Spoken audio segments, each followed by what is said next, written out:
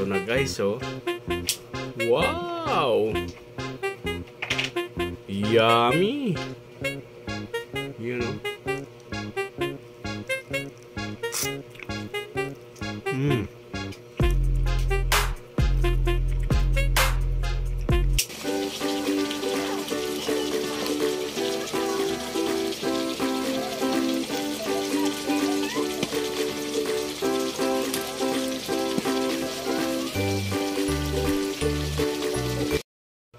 Guys, ayan mga kapalangga, nagpadala yung nanay ko ng humbang Bisaya guys, from Bayawan City. Ayan, natanggap namin ngayon lang guys, kahapon pa ito pinadala ng nanay ko.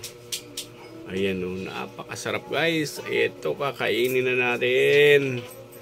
Ayan oh, wow. Thank you. Salamat sa nanay ko. Pinadala na ako ng humba. Ayan. Sarap. Kain na tayo guys. Nakatikim din tayo ng humba from Bayawan City. Ayan o. Kain na. Ayan guys oh. Wow, ang sarap. Oh my god. Guys, natikman din natin yung masarap na humba guys, yung luto ng nanay ko. Oh my god man. Grabe guys, talagang nanunuot yung lasa guys. Oh my goodness. Kaya crispy yung ano niya, balat.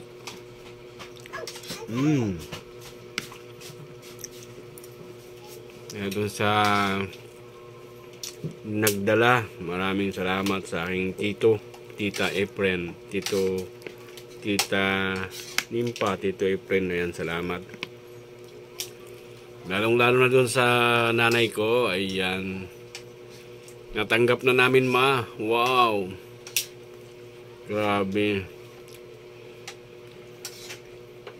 sobrang tagal na guys. Ngayon lang ako nakatikim ulit ng humba na mismong luto ng nanay ko. Oh, grabe guys. Juicy, talagang absorb na yung lasa niya.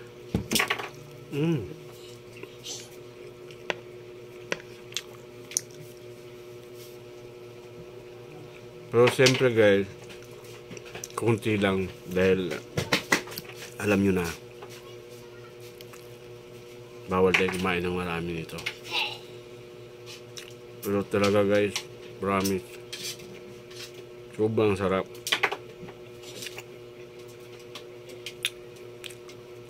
Salamat doon sa nanay ko. Thank you so much. Ito.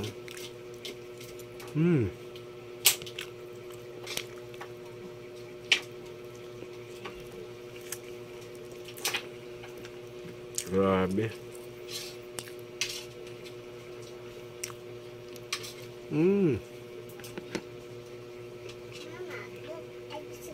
Panalo guys.